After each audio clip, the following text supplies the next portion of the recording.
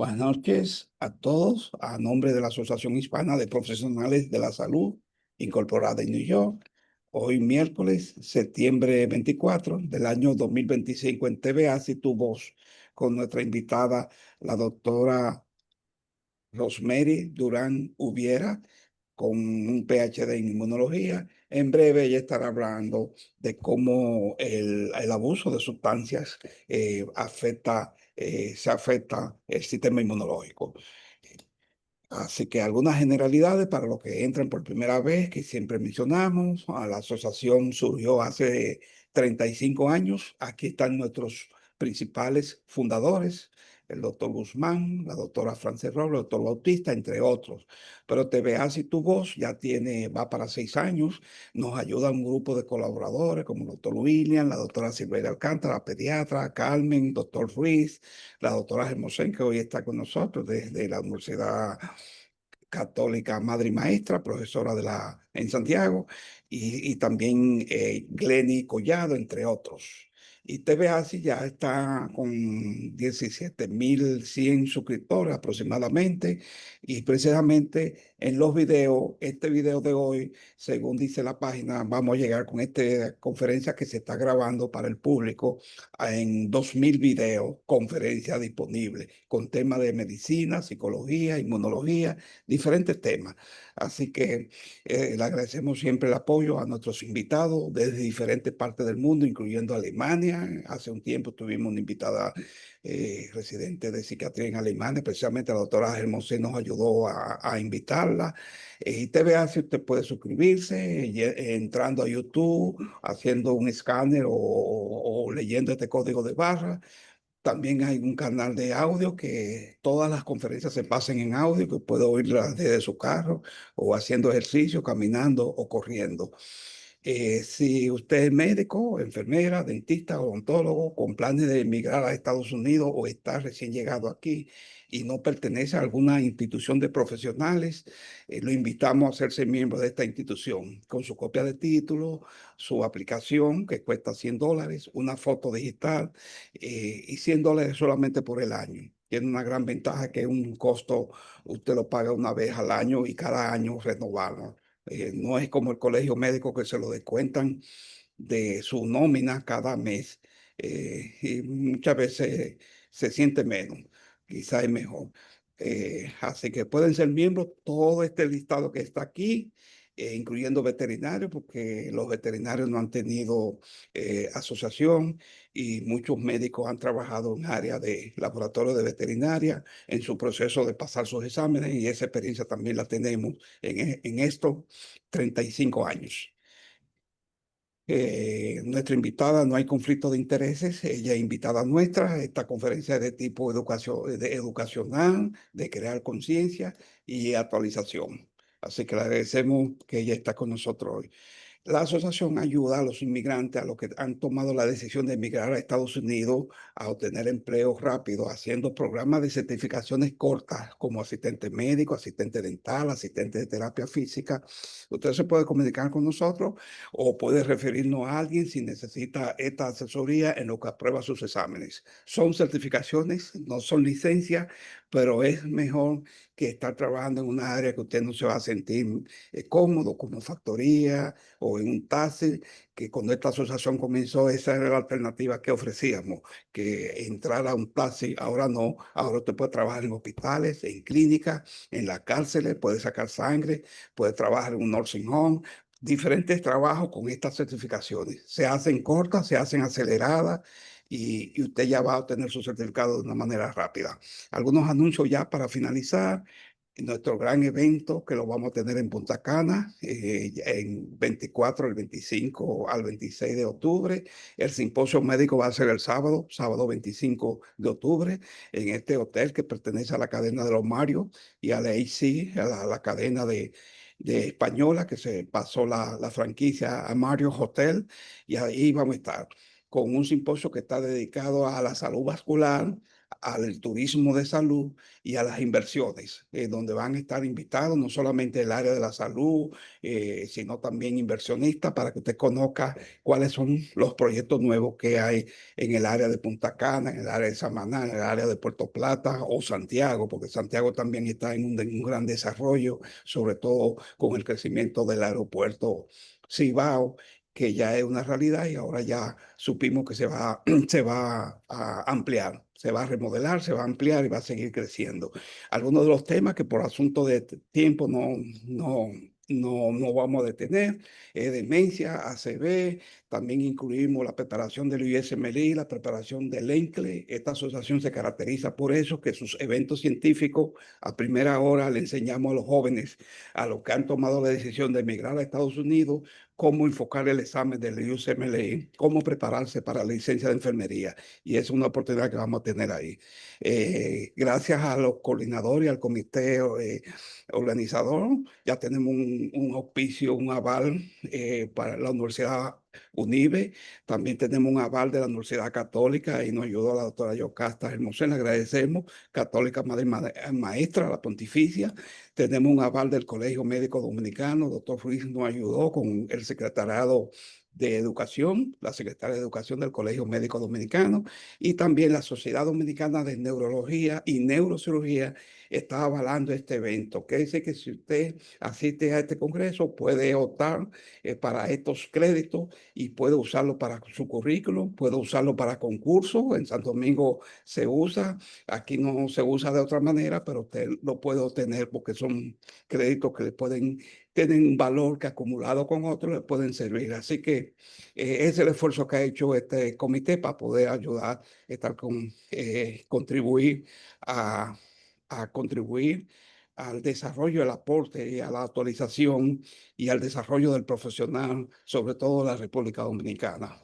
Así que finalizo mencionando, vamos a entregarle el premio al mérito, aquí al liderazgo y al servicio en la diáspora. Aquí están los nombres de los que van a ser reconocidos. La doctora Piña, con más de 23, 24 años dando servicio en nuestra asociación, y aquí y en Estados Unidos, igual que la Elba. Ahí está Yolani también, el doctor Albert Méndez, tiene un nombre científico, pero nosotros lo conocemos como Albert Méndez del Valle, que ya tiene muchos años viviendo en New York y también ahora en Massachusetts y apoyando la misión nuestra.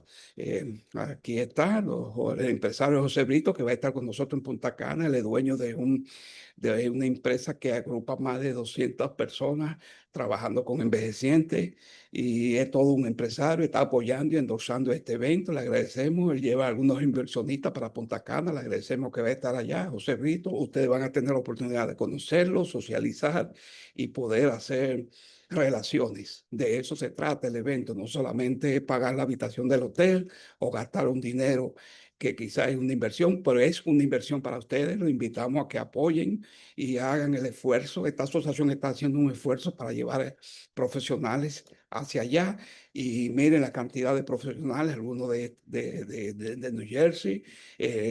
Tenemos la vicedecana de UNIBE que va a estar con nosotros, la doctora de León, también la doctora Yolandi, la doctora Hermosén, que está aquí en la línea, está en la foto, Michael Santana, psicólogo, el doctor Vina, la doctora Carmen, aquí están distinguidas especialistas en el área de demencia y ACV, que ejercen en Virginia, ya confirmaron que van a ser miembros del equipo positor de este congreso. Dina Dil y también Mary Goodwin va a estar con nosotros el sábado 25 de octubre. Así que gracias a todos ustedes. Quiero dar paso a nuestra invitada en el día de hoy, a nuestra invitada el día de hoy, la doctora Durán Ubiera, que ya estudió medicina y es graduada de doctorado en medicina en la Universidad Central del Este. Luego se fue a Brasil, a la Universidad del Amazonas, de Manaus, en Brasil, donde hizo un largo estudio,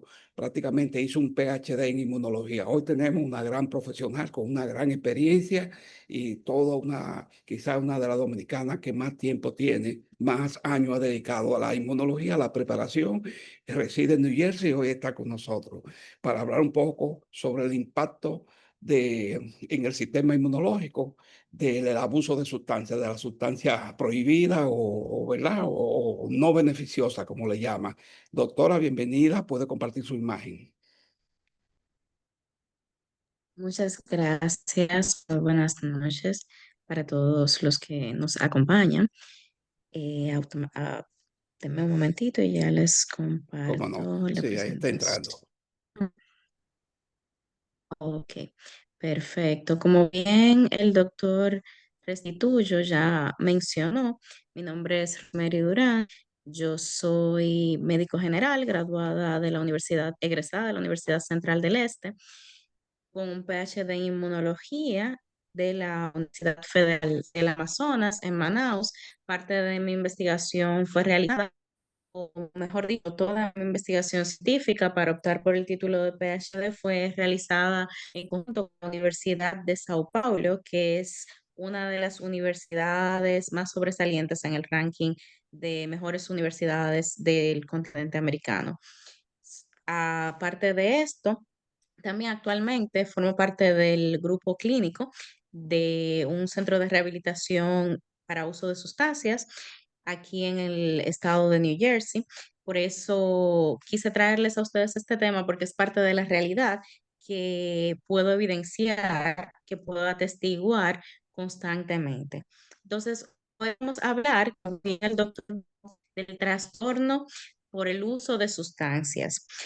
En inglés, Substance Use Disorder. Pueden ver aquí en sus pantallas.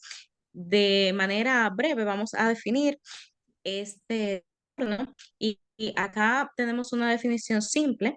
Nos dice que el trastorno de uso de sustancia no es más que una enfermedad compleja que involucra el uso compulsivo de sustancias como alcohol o opioides y otras drogas.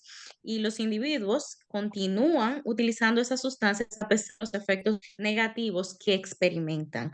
El trastorno por uso de sustancias es claramente una enfermedad definida y ejemplificada en el DSM-4, tanto como en el DSM-5. En el DSM-4 vemos que se proponían los términos de abuso y dependencia para clasificar esta entidad, pero ya en el DSM-5 se cuentan con 12 criterios diagnósticos para el trastorno de uso de sustancias. Estas sustancias afectan el sistema inmunológico a diferentes niveles, afectan la función de las células y de los órganos involucrados en este sistema de maneras incalculables. Vamos a comenzar hablando un poco de la estadística con relación a este tema, para que podamos entender realmente el impacto que el trastorno de uso de sustancias representa para la salud y el bienestar de los individuos. Vamos a observar estadísticas de Estados Unidos del año 2023. Aquí pueden ver cómo vamos a resumir las características de los individuos ingresados a los centros de tratamiento para trastorno por uso de sustancias en el año 2023. Vemos acá una clasificación por edades. Al lado izquierdo, esta clasificación expresada en porcentaje, y en el lado derecho vamos a ver vamos a verlo calculado en base a una población de 100.000 habitantes, un índice, la incidencia en una población de 100.000 habitantes. Entonces, vemos acá que cuando lo evaluamos en porcentaje, los individuos con edades entre 12 y 20 años representan un 4,6% de los individuos ingresados a estos centros de salud. Pero, un momento, pero los individuos con edades entre 21 y 34 años representan un 35,1% de los ingresos a estos centros de salud. Entonces, hay un problema con el trastorno de uso de sustancias, y es que por lo menos aquí en Estados Unidos las personas tienden a iniciarse en el mundo de las drogas a edad temprana, aproximadamente a los 12 años, y mientras más temprano la persona se inicia en el uso de sustancias, más difícil se hace el tratamiento y más crónico se vuelve el uso. Es más difícil lidiar con las consecuencias. Vemos acá, volviendo a los datos estadísticos, que un 29.3% representan personas con edades entre los 35 y los 44 años de edad.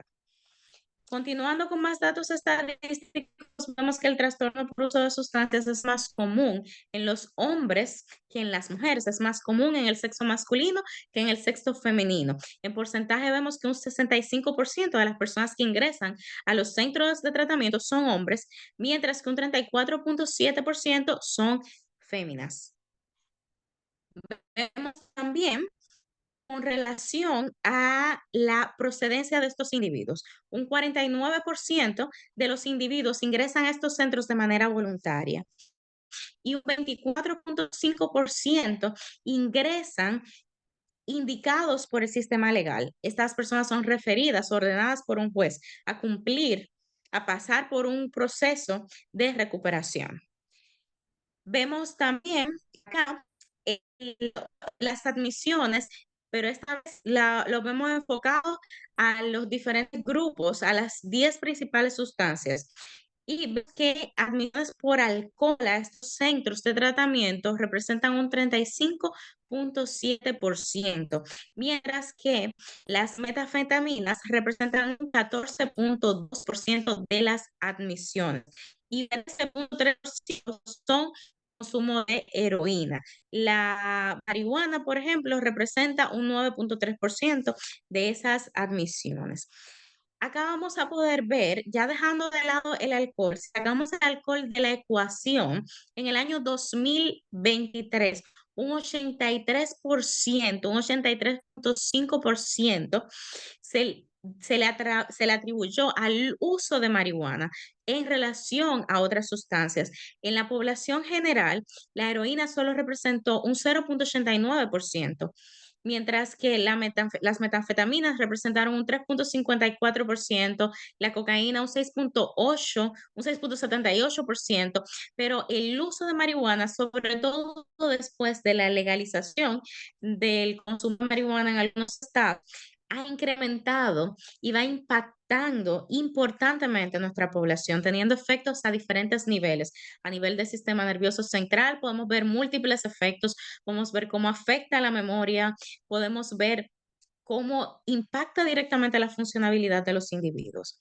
Entonces, vemos acá una clasificación que nos permite observar un enfoque más directo a esas edades en que se tiende a consumir, a iniciar con el uso de sustancias. Por ejemplo, en una población de 12 a 17 años, el porcentaje de uso de marihuana es un 11.2%, mientras que en adultos de 18 años en adelante representa un 22.9%.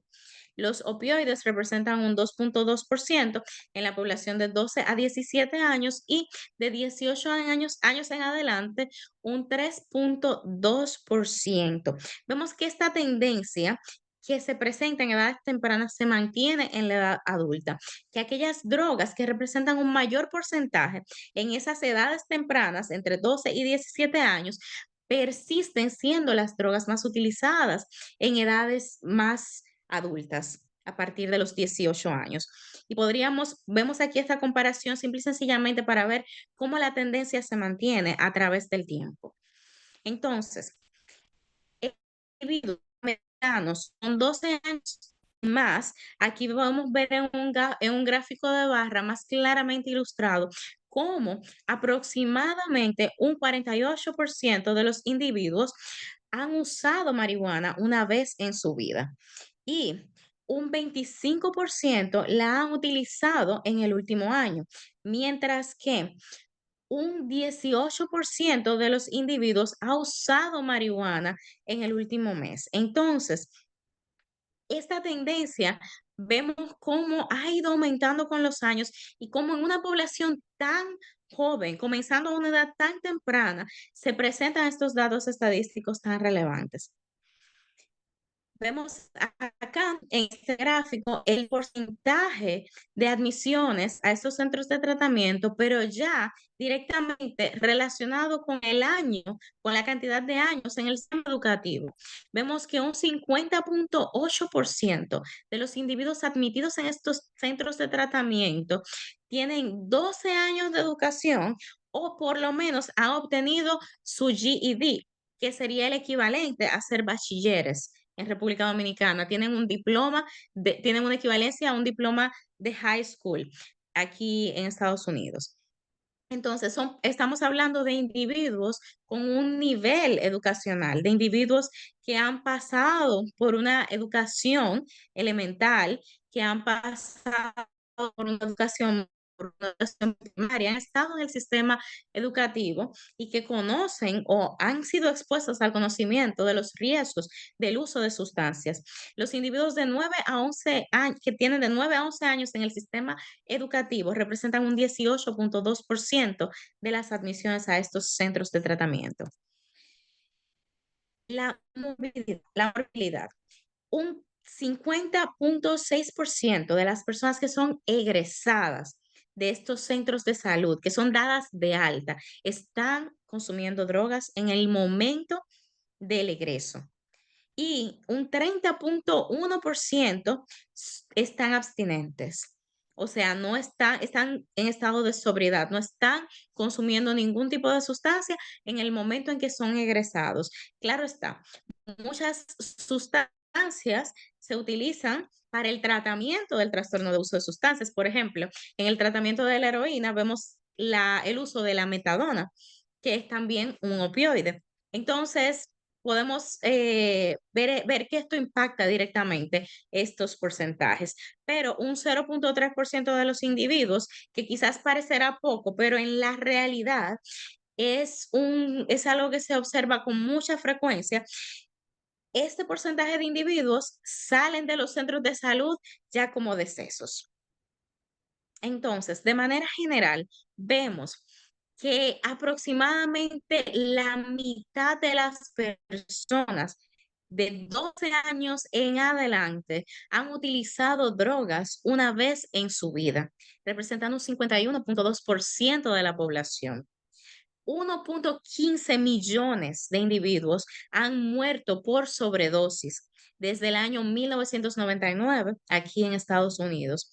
Y el presupuesto federal para el control de uso de sustancias, para el control de drogas en el año 2024 fue de 44,5 billones de dólares, evidenciando el impacto directo que el uso de sustancias tiene en la sociedad actual y cómo esto representa un problema de salud que altamente preocupa a las esferas, a todas las esferas de la sociedad afecta, pero preocupa directamente a aquellos involucrados en perpetuar y en mantener la salud de la población, aquellas autoridades en materia de salud.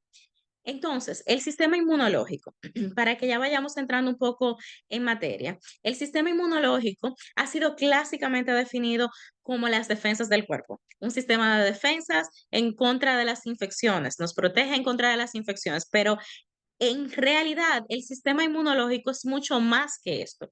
Es un complejo, es un sistema complejo que integra células, órganos y sustancias secretadas. Estas sustancias son citoquinas, inmunoglobulinas.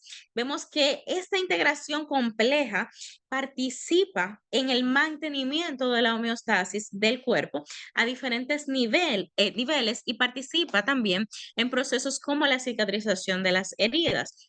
El sistema inmunológico es afectado directamente por el uso de sustancias y el impacto que las sustancias tienen en el sistema inmunológico va a estar ligado directamente al tipo de sustancias que se vea involucrado. O sea, la heroína va a tener un impacto, la cocaína va a tener otro impacto, el alcohol va a tener un impacto diferente. Esas sustancias afectan de manera distinta el sistema inmunológico y llevan al desenvolvimiento de enfermedades oportunistas, disculpen. Entonces, vemos que En definición, las enfermedades oportunistas son infecciones que tienden a no ser nocivas de manera general, pero en individuos inmunocomprometidos pueden ser detrimentes. Ejemplos de estos son la tuberculosis, la salmonela, la Pneumocystis jirovecii, antes conocida como Pneumocystis carini, la candidiasis. Son infecciones que, como su nombre lo dice, son oportunistas. Aprovechan estados de inmunosupresión, aprovechan estados de comprometimiento para afectar, tomar ventaja de esa debilidad del sistema inmunológico para aparecer y afectar y tener un impacto significativo en la salud de los individuos. Entonces, vamos a ver de manera detallada el efecto de diferentes sustancias a nivel del sistema inmunológico, pero es importante resaltar, antes de entrar directamente con los opioides, que es el grupo de sustancias con las que vamos a comenzar nuestra discusión, es importante mencionar que en el pasado se creía que todo lo que rodea el uso de sustancias era lo que causaba este impacto directo. Esta propensión a desarrollar ciertas enfermedades de los individuos envueltos en esta práctica. Por ejemplo, se creía que a factores como la malnutrición, la poca higiene, que están presentes en el uso de sustancias, eran los que tenían que ver directamente con el impacto y con la presencia de estas enfermedades oportunistas. Pero con el paso del tiempo se vio que no es solamente eso lo que juega un papel, sino que estas sustancias afectan directamente la respuesta inmunológica, afectan directamente la capacidad de nuestro sistema inmunológico de responder ante las diferentes amenazas que constantemente enfrenta y de ser capaz de mantener esa homeostasis de la que hablamos hace unos segundos. Entonces, no es solamente lo que rodea el uso de sustancias, es también el impacto directo que estas sustancias tienen en el sistema inmunológico. Entonces, comenzando con los opioides. Vemos que los opioides son una familia de drogas que son utilizadas en el tratamiento del dolor, interactúan directamente con los receptores opioides. Los opioides, como vemos en pantalla, pueden ser naturales, semisintéticos, sintéticos, y algunos de estos miembros, de los miembros de esta familia, son ampliamente usados de manera compulsiva por sus efectos a nivel del sistema nervioso central. La activación directa de los receptores opioides puede llevar al aumento de la producción de dopamina a nivel del sistema nervioso. Los opioides tienen una gran capacidad adictiva y podemos mencionar la oxicodona como uno de los ejemplos más populares. También tenemos el ejemplo de la morfina, que como ustedes pueden ver en pantalla, es proveniente de la Poppy Paraburn somniferum. Y continuando, ellos ejercen su efecto a través de los receptores opioides. Vemos estos receptores en pantalla, DOR, NOR y CORD. Estos receptores tienen diferentes efectos. Ustedes van a ver estos efectos somatizados. Vemos que muchos de ellos, bueno, todos ellos están involucrados en la analgesia, pero muchos de ellos están involucrados en otras respuestas, como la ansiedad y el desarrollo de adicciones, la euforia, la disforia, la aversión. Vemos que el receptor DOR está relacionado con analgesia, con ansiedad y con adicción. Entonces, el estímulo de este receptor va a ser determinante en el desarrollo de todo el cuadro del trastorno por uso de sustancias. Vemos en la siguiente tabla el efecto de algunos opioides en las células del sistema inmune. Esto nos va a permitir ver ya de manera detallada qué efectos tienen estas sustancias, qué efecto ellas ejercen en el sistema inmunológico. Vemos la morfina para comenzar y aquí podemos decir de manera resumida que uno de sus efectos es disminuir la capacidad fagocitaria de macrófagos, de células dendríticas, disminuir la actividad de células natural killer. Vemos también que disminuye el número de neutrófilos, afecta los granulocitos y vemos que la heroína, por ejemplo, disminuye el número de células CD4, aumenta la presencia de linfadenopatías y también disminuye de manera general, no solo de linfocitos CD4, sino también el número de linfocitos CD8. Disminuye también la actividad de células natural killer y disminuye la función granulocitaria, o sea, afecta directamente lo que son neutrófilos, eosinófilos y basófilos, que son los granulocitos. Entonces, la metadona, por ejemplo, tiene también efectos en el sistema nervioso central. Vemos que tiene efectos similares, afectando, disminuyendo directamente la función granulocitaria y disminuyendo también el porcentaje, la proporción de células CD4 y células CD8. Estas células tienen funciones diferentes en el sistema inmunológico, interfieren en diferentes tipos de respuesta. Entonces debe de existir un equilibrio entre ambas y este equilibrio se ve afectado por el uso de estas sustancias. La mayoría de estos opioides alteran directamente este equilibrio entre células linfocitos CD4 y células CD8 positivas. Entonces, comenzando con la heroína, vemos que la heroína es una sustancia ilegal que es altamente adictiva.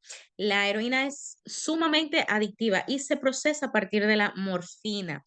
Es una sustancia que es una sustancia que ocurre de manera natural, como vimos anteriormente en la vaina de la semilla de algunas variedades de plantas de la especie poppy y es típicamente vendida como un polvo blanco o digamos que yéndose más como medio marrón y también es mezclada con otras sustancias a la hora de ser preparada, con azúcar, con leche en polvo.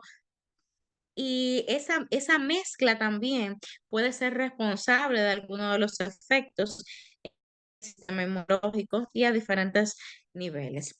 La heroína también ha sido vinculada por la manera de administración con el desenvolvimiento de HIV.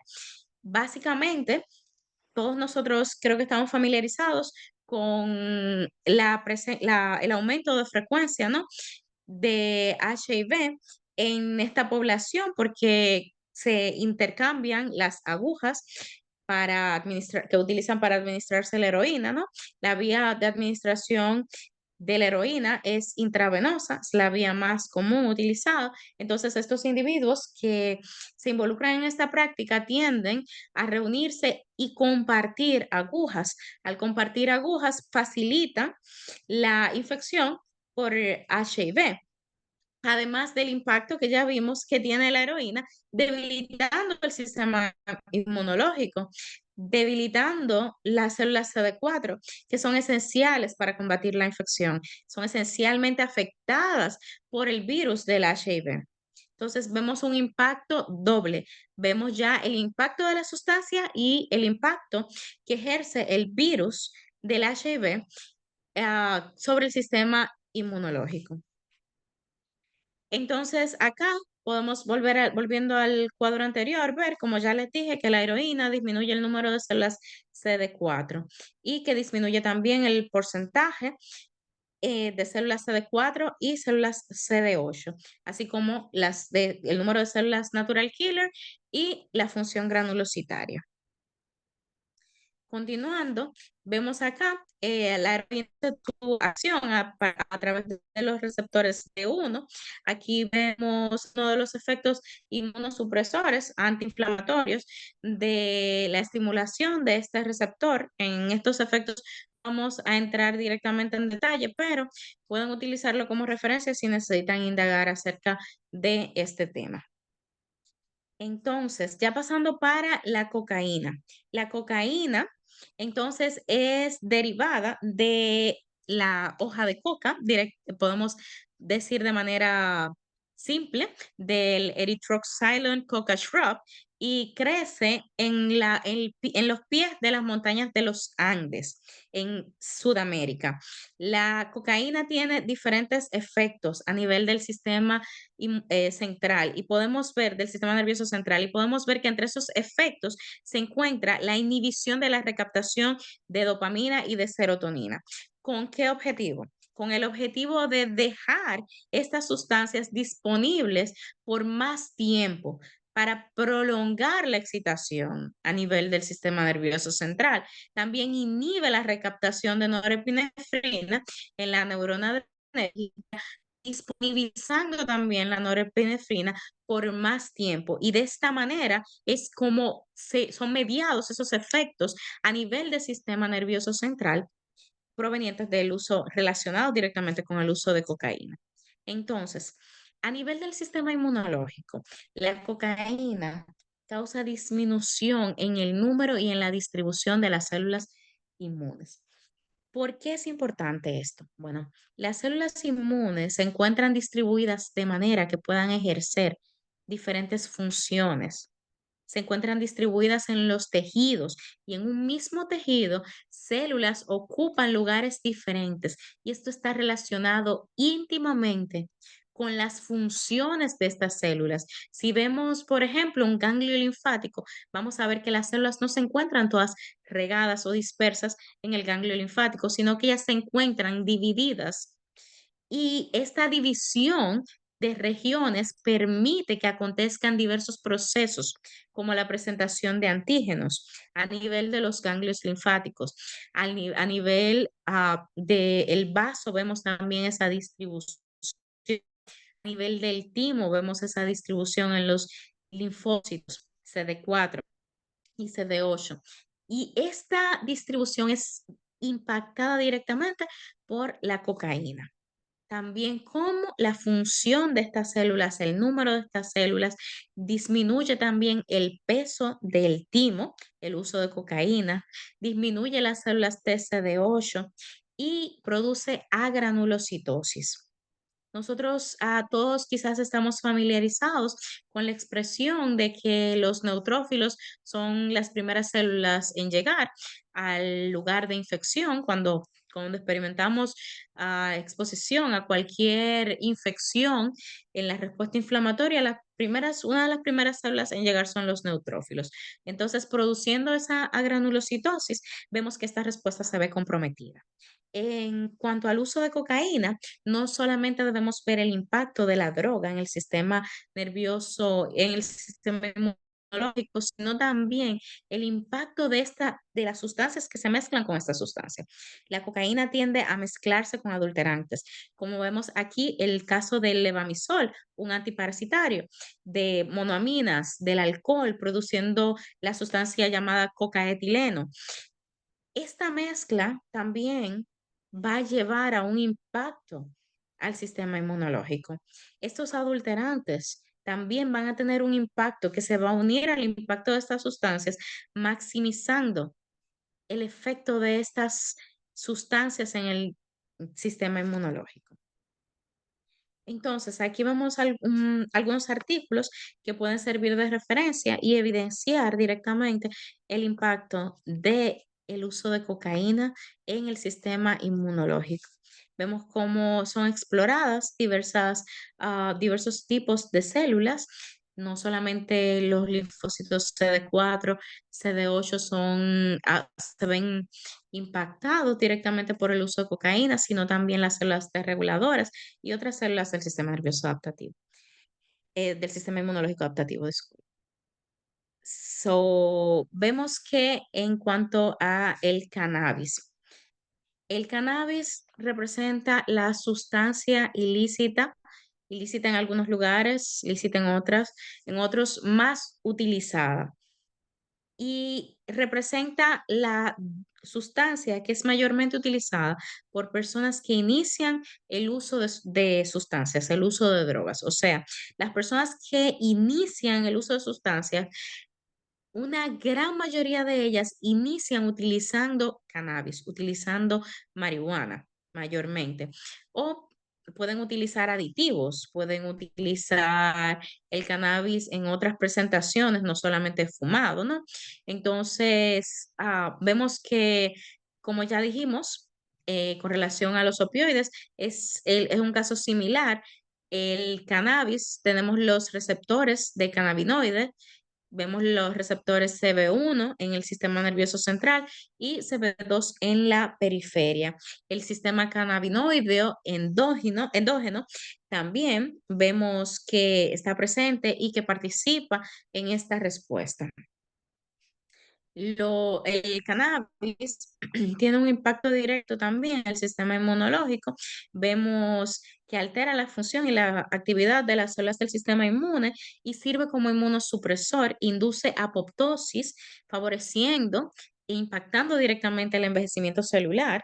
Vemos también que afecta a las células T, las células B, los monocitos, las células, la microglia y lleva a la reducción en la producción de células proinflamatorias, perdón, de citocinas proinflamatorias, como por ejemplo la interleucina 1, aumentando así la producción de citocinas antiinflamatorias como la interleucina 10, favoreciendo de esa manera todo ese ambiente inmunosupresor, todo ese ambiente que facilita no solo el desarrollo de infecciones, sino también el desbalance inmunológico que va a llevar al desarrollo de entidades como el lupus, por ejemplo, como la artritis reumática.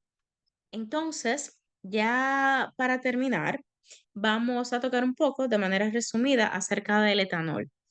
El consumo de alcohol realmente es bien popular en la sociedad y tiende a ser altamente tolerado. El que sea altamente tolerado está directamente relacionado con la frecuencia y con la incidencia de este consumo en la población. El etanol tiende a ser claro, sin color, es un hidrocarburo, un hidrocarbón hidroxilado, el producto de la fermentación de frutas, granos o vegetales y la mayor causa de accidentes fatales automovilísticos, accidentes que terminan en muerte y de caídas fatales también. El alcohol es la droga más abusada en nuestra sociedad y reduce la expectativa de vida entre 10 a 15 años. O sea, la expectativa de vida de la población general se calcula aproximadamente de unos 80 años y eso realmente varía dependiendo de la población estudiada. Vamos a decir entonces que al exponerse al uso de alcohol disminuimos esa expectativa en 10 a 15 años y esta pasa a ser de 60 y pico de años. Entonces, el efecto directo del etanol es ejercido a través de los siguientes mecanismos. Vemos que aumenta los efectos del neurotransmisor inhibitorio GABA, induce la liberación de opioides endógenos, también de esta manera alterando o mediando efectos similares a los efectos de los opioides, altera los niveles de serotonina y de dopamina también, prolongando la excitación y ejerce también efecto directo a través de la mucosa intestinal y de la mucosa respiratoria. Vemos que el alcohol puede causar daños directos a esta mucosa, permitiendo, facilitando así la pérdida de esa inmunidad a estos niveles y facilitando la translocación bacteriana en muchos casos. Facilita la translocación bacteriana y al perderse esa barrera, la respuesta inmunológica se ve alterada. La defensa a estos niveles se ve total y completamente comprometida. Vemos que el consumo de alcohol también afecta directamente la capacidad fagocitaria de los monocitos y aumenta la expresión de moléculas como el CCR5, que es un receptor de quimoquinas presente en macrófagos. Entonces, al afectar este receptor afecta la respuesta de estas células, porque a través de este receptor, estas células son estimuladas a ejercer funciones diversas que se van a ver comprometidas tras la exposición al etanol. Aumenta también el número de células dendríticas, previniendo también de esa manera la generación de una respuesta robusta a diferentes virus, porque el papel de las células dendríticas es esencial en la respuesta inmunológica, porque estas células van a estar directamente presentando los antígenos a las células del sistema inmune adaptativo para mediar la respuesta, para estimular una respuesta y de esta respuesta generar una memoria inmunológica. Todo esto se va a ver comprometido tras la exposición a estas sustancias. También podemos ver que tiene, además de estos impactos, que ya mencionamos, impacta el balance de citocinas, o sea, aumenta la producción de citocinas proinflamatorias, disminuye, perdón, la producción de citocinas proinflamatorias, aumentando la producción de citocinas antiinflamatorias. Estas citocinas deben de ser producidas de manera balanceada para que se mantenga la homeostasis a nivel del sistema inmunológico.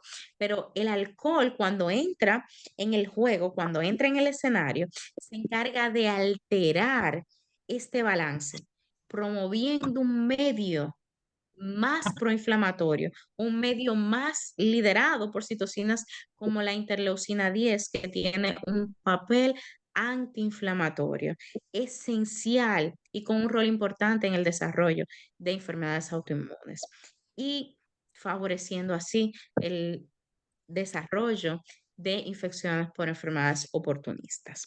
Entonces, hasta aquí ha llegado mi presentación en esta noche. Yo espero que haya sido de provecho. Espero que hayan conseguido entender un poco acerca de cómo el sistema inmunológico se ve afectado directamente por el uso de sustancias. Muchas gracias por su atención, muchas gracias al Muchas, doctor Restituyo y a la muchas sociedad gracias. por la invitación. Espero realmente que haya suplido Claro que sus sí, muchas expectativas. gracias. Sí, muy interesante. Muchas gracias a usted, profesora. Vamos a abrir el espacio para preguntas o comentarios y decirle muy brillante, pero usted no asustó mucho con el consumo de alcohol. Tenemos un miedo grande ahora con todo lo que ha dicho. Le está levantando la mano el doctor Albert en Boston. Adelante, Sí, bueno. adelante. Yo creo que esto es un gran compromiso que yo inicio esta noche con la doctora, porque precisamente estamos haciendo un estudio sobre el uso de sustancias psicoactivas en la población estudiantil. O sea, queremos hacer una propuesta. Ya, de hecho, la hemos hecho a través del ANFI, de que ya la prevención de sustancias psicoactivas debe de entrar a las escuelas como materia. ¿Por qué? Porque la falta de información oportuna, mire como usted dijo bien, a los 12 años es donde se inicia, usted tiene los estudios ahí, las estadísticas, a partir de los 12 años.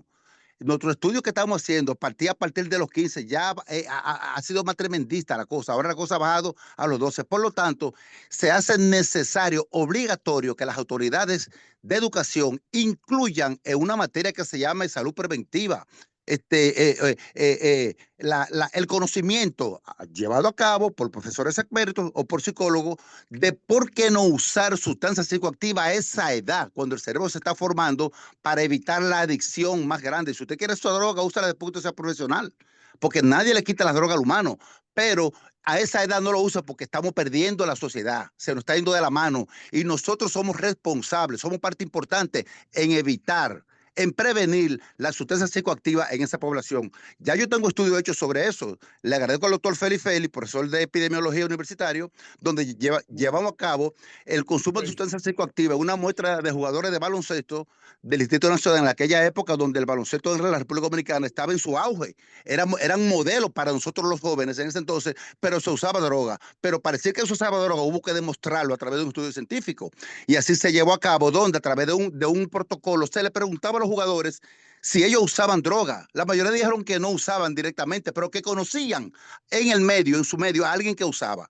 Las drogas más usadas fueron dentro de las legales el alcohol en ese entonces, y de las ilegales estaba la marihuana y la cocaína. De manera que aunque ellos admitían que no usaban, sí admitían que los otros usaban. De manera que en la población sí se usaba drogas y así pudimos demostrarlo.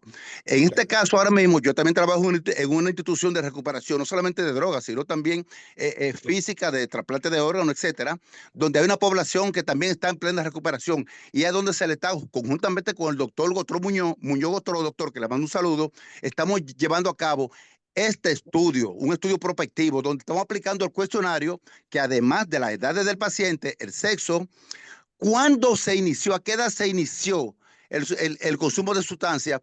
¿Qué droga comenzó? Que se nos, ahora a través de esta información, pues se nos ocurrió meter el café, que aunque el café son drogas que son permitidas, son prohibidas, pero llevan al individuo como lo despierta, produce una acción psicoactiva en el cerebro que lo despierta, pues lo tuvimos que incluir donde la droga, el alcohol es permitida.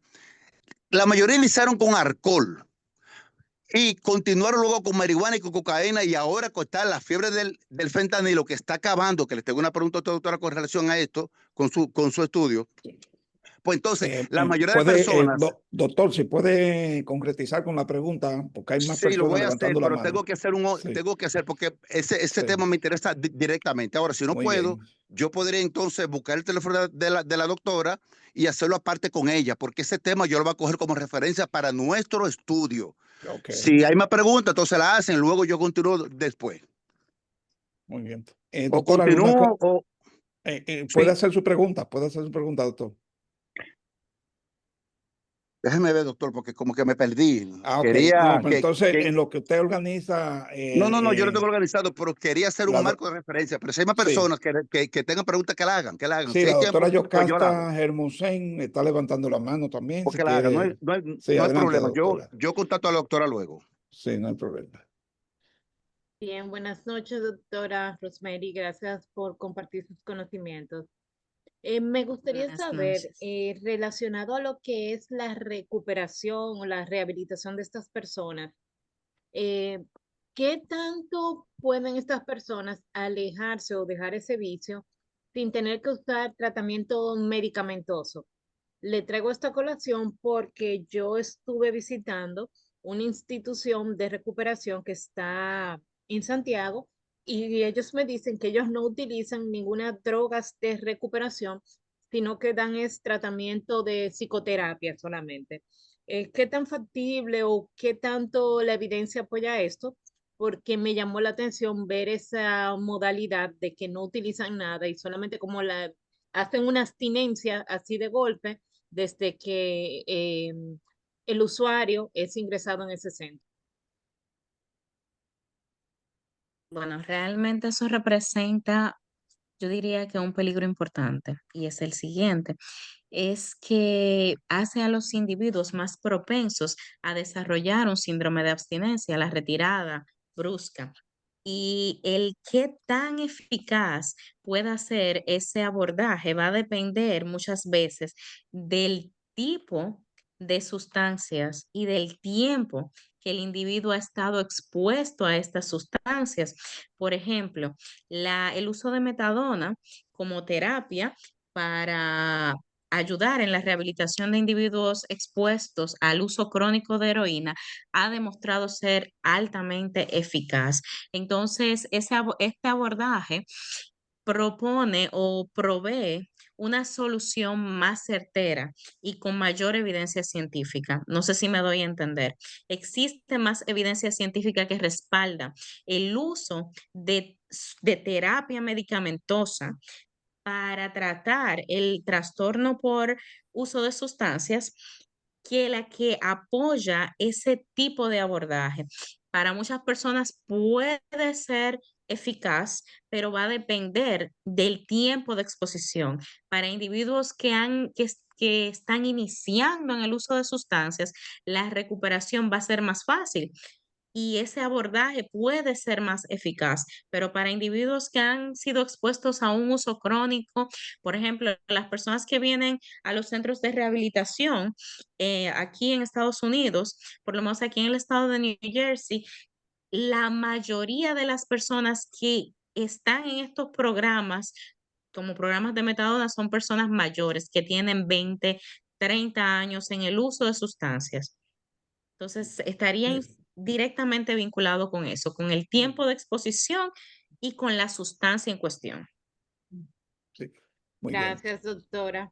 Gracias, doctora Yocasta. ¿Alguien más con alguna otra pregunta o comentario para la doctora Durán? Buenas noches. Buenas noches, doctor Eh, Ureña. Adelante. no sé, que no encuentro la forma de levantar la mano, se me ha perdido ahí. Ok, sí, no se preocupe. Eh, Tiene la palabra. No, la doctora si tiene algún dato, porque sabemos que hay niños que desde temprana edad comienza a verse oliendo cemento, ciertas cosas, ya que no tienen mucho acceso a las drogas y eso. Si tiene algún dato sobre eso. No escuché su pregunta. Si El pudiera hablar uso un poco de, más duro. sí, él creo que preguntó sobre, parece que el uso frecuente en Santo Domingo del cemento, de uso de cemento como, como aditiva, Oler, sustancia oler, aditiva. ajá, Si oler tiene el algún dato cemento. sobre, Ok. sobre eso. Eso entraría en el uso de inhalantes. Son Ok. bastante frecuentes en la población general. Sobre todo, muchas personas tienden a iniciarse con el uso de inhalantes.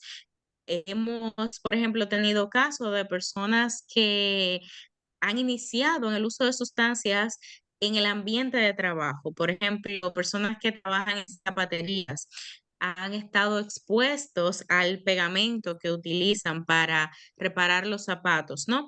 Y al inhalar esas sustancias han experimentado efectos directos en el sistema nervioso central.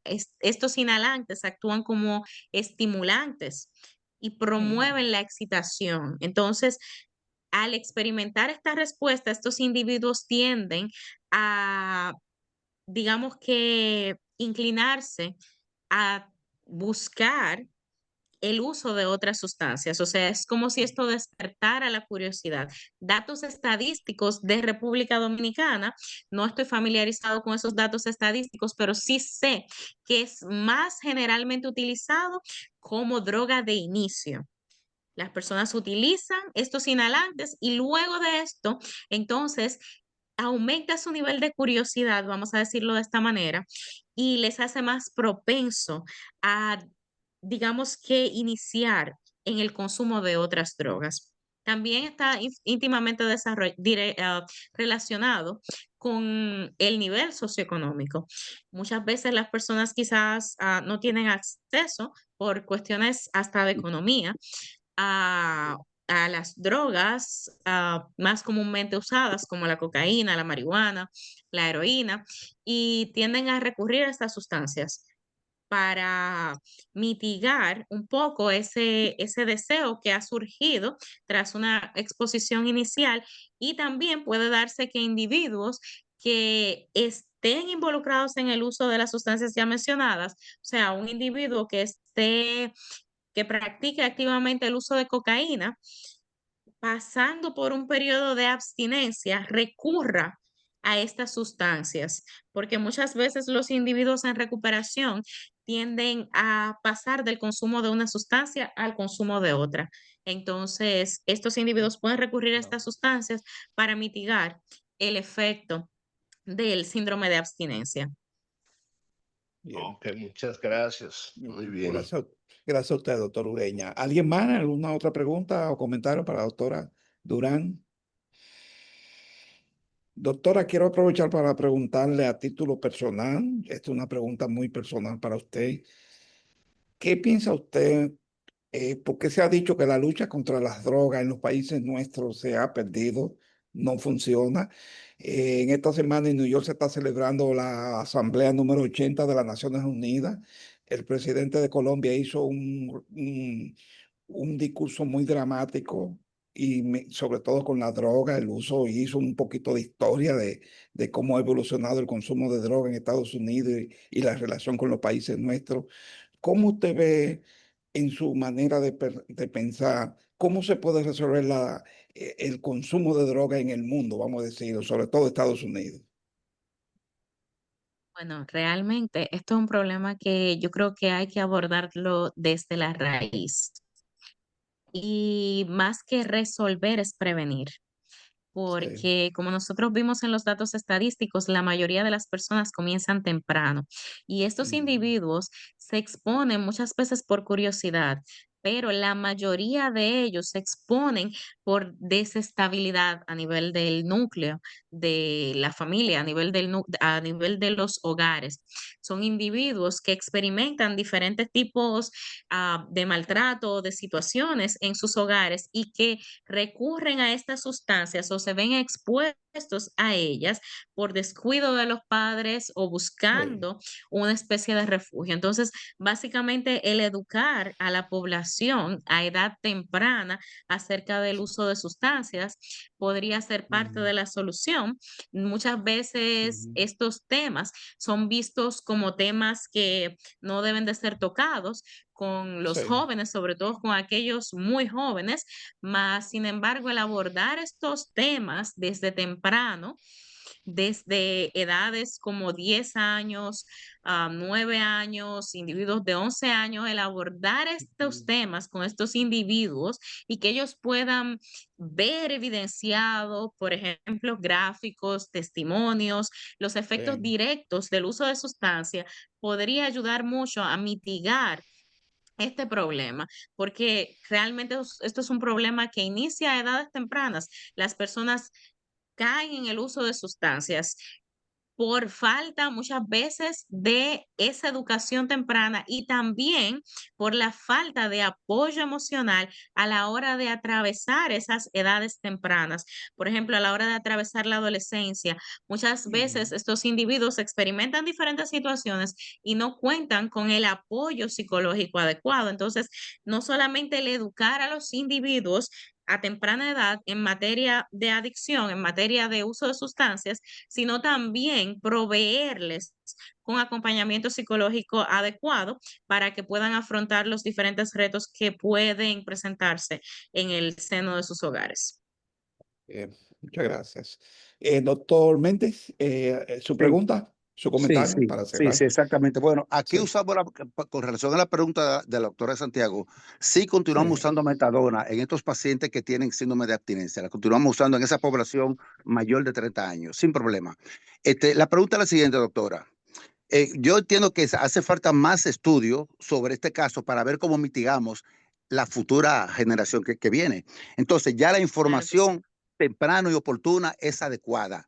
No es lo mismo que yo tenga una inestabilidad familiar y tengo conocimiento de las consecuencias del uso de drogas, la voy a usar. ¿Por qué? Porque ya estoy informado. Eso es un cuchillo de doble filo. Pero voy con la pregunta, doctora. Se ha determinado, en el estudio suyo, por ejemplo, esta población de los homeless, que aquí es el pan de cada día, Norteamérica está llena de homeless, Ujú. tanto por la enfermedad mental como por uso de drogas, que lo llevaron ahí, que es un factor predisponente. ¿Cómo están las enfermedades infecciosas? Si se ha hecho algún estudio en esa población sobre las enfermedades infecciosas más frecuentes, como afecta el sistema inmunológico, esta gente está expuesto a un ambiente bien oportuno para las enfermedades, mugre, suciedad, viven en la calle, se comen basura, exactamente. ¿Cómo está el índice de enfermedades infecciosas en esa población y cuáles son las más frecuentes? Si se ha hecho estudio con relación a eso, porque hay muchos hombres y ninguno lo vemos en las emergencias ni en los hospitales internos por infecciones. ¿Qué pasa ahí? ¿Hay algún mecanismo de defensa o en contra de defensa en esa población? Ok, primeramente, usted mencionaba el parte de el tema de la educación y decía que es un arma de doble filo. Por eso, al responder la pregunta del doctor Restituyo, no se proponía solamente la educación, sino también el acompañamiento psicológico, porque estos individuos van a estar educados, pero van a experimentar aún así esas situaciones que ya mencionamos de manera general en el seno de sus hogares. Más sin embargo, si se cuenta con el acompañamiento psicológico adecuado, se les va a asesorar en la toma de decisiones adecuadas y se va a evitar o a mitigar un poco que estos individuos caigan en el uso de sustancias. Con Pero relación al desarrollo de yo me enfermedades refiero, perdone, oportunistas, yo me el refiero a la VIH información. representa, No, no, que yo digo sí, que yo me refiero a la educación oportuna, temprana, en su lenguaje, a la población que viene subiendo de 12 años, porque a esa edad entienden un ujú, lenguaje muy diferente al adulto. O sea, que de esa época se le inicie con la información de cuáles son las consecuencias que van a sí, pasar en caso de que usen drogas. A ese tipo de educación que yo me ujú. Y refiero, usted más sabe doméstica que, que otra cosa. sí, usted sabe que para nosotros los seres humanos, el escuchar testimonios de otros individuos es bastante productivo. O sea, que en este proceso de educación, el que estos individuos tengan esa exposición a personas que hayan experimentado consecuencias, por ejemplo, que se les exponga a la experiencia de otros individuos, que individuos vayan a las escuelas o a los centros donde se Exacto, provee este tipo de educación y exacto. compartan su experiencia y compartan lo que han vivido en carne propia, ¿no? Para que ellos puedan ver directamente, ver, digamos que de una manera clara cómo el uso de Exactamente. sustancias puede impactar toda la vida del individuo, toda la dinámica. Entonces, a veces hay que, con estos jóvenes, hacer como se hace con los niños, bajarse a su nivel, ¿no? Yo soy madre, por ejemplo, Exacto. y le puedo decir que al interactuar con mis hijos, que son niños pequeños, yo tengo que bajarme a su nivel. Muchas veces, bajarme de manera literal, ponerme al nivel de ellos y hacer contacto visual. Entonces, para tratar con esta población, también debemos tratar de simplificar el mensaje, porque a veces es el venir con palabras quizás muy complejas o muy sofisticadas, va a ser una barrera para el entendimiento. Entonces, la simplificación del mensaje puede ser de mucha utilidad para desarrollar esa conciencia con respecto al uso de sustancias. Entonces, miren, Correcto. el HIV, el HIV representa una de las infecciones más comunes en los usuarios de sustancias. Esto no es solamente ligado al hecho de que los individuos en uso, por ejemplo, de heroína, comparten agujas, ni solamente a todo el cuadro que rodea al individuo, sino también a ese efecto directo en el sistema inmunológico. Nosotros como médicos sabemos que se toma como referencia las células CD4, que no son más que los linfocitos T helpers, los linfocitos T ayudantes, por Sí, decirlo así en español. claro. Se toma como referencia estas células en los individuos que están atravesando un proceso de infección por HIV. Estas células son impactadas directamente por el uso de sustancias. Entonces aquí vemos un mecanismo doble. Las sustancias que hemos mencionado acá afectan directamente la respuesta inmunológica y van a dejar al individuo propenso. ¿Por qué no se ven tanto estos individuos en las emergencias? Porque existe un estigma que estos individuos se enfrentan.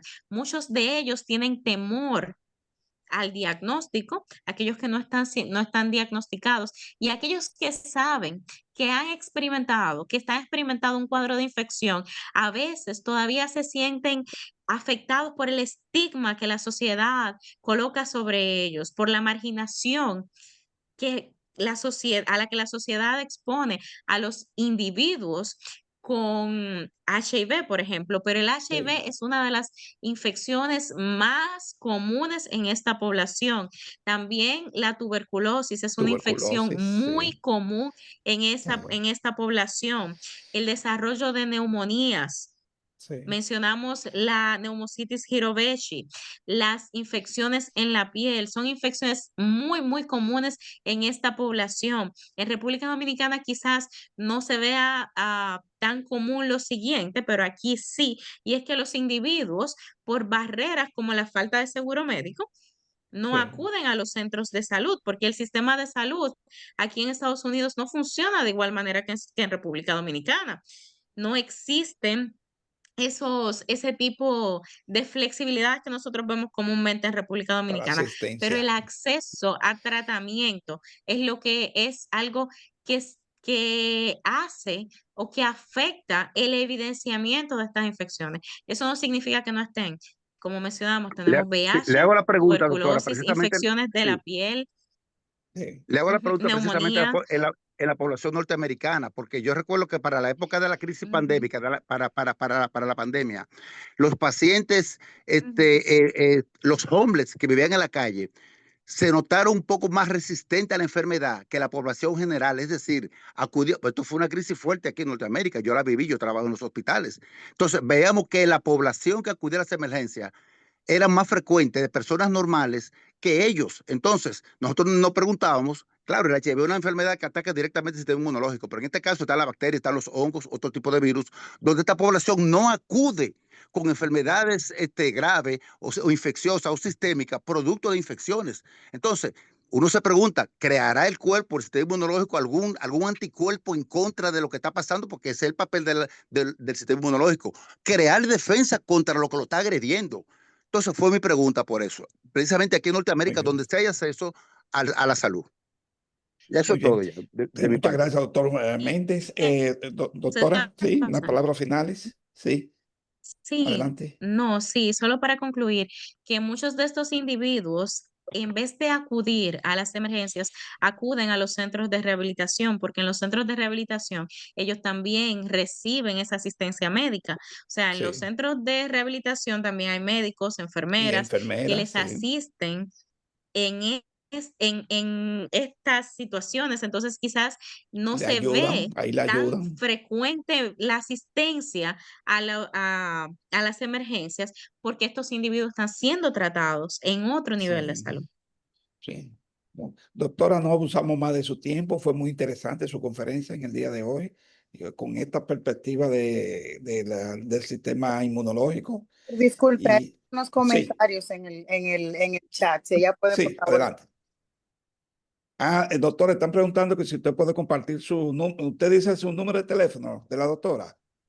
O su información donde trabaja. Ah, Yo entré un poquito tarde y no escuché. Yo vivo aquí en Nueva York y hice sí, curso del CASA, que es para consejeros de abuso de sustancias, sí, sí. y tendré que hacer unas prácticas, una pasantía. Si puede compartir sus redes y por ahí yo el después. Sí, usted puede comunicarse, le voy a escribir que usted puede comunicarse con nosotros y así le ponemos en contacto con la doctora, si le parece bien. Doctor Restituya, anota el número, si tiene con qué anotar, 732-277-9640, lo voy a escribir también aquí en el chat. Y doctor Restituyo, usted lo puede Doctor, ver yo más ahí. adelante lo voy a llamar también para que me dé el Sí, contacto de ella, porque necesito cómo el no. estudio que ella presentó hoy. Doctora, muchas gracias por su tiempo y por su dedicación en el día de hoy. A la orden. Y esperamos poder tenerla de nuevo con otro enfoque, ya con todos los temas que de aquí se deducen muchas presentaciones. Muchas gracias. Buenas noches, gracias por sus aportes. A todos ustedes, buenas noches. Que la pasen bien.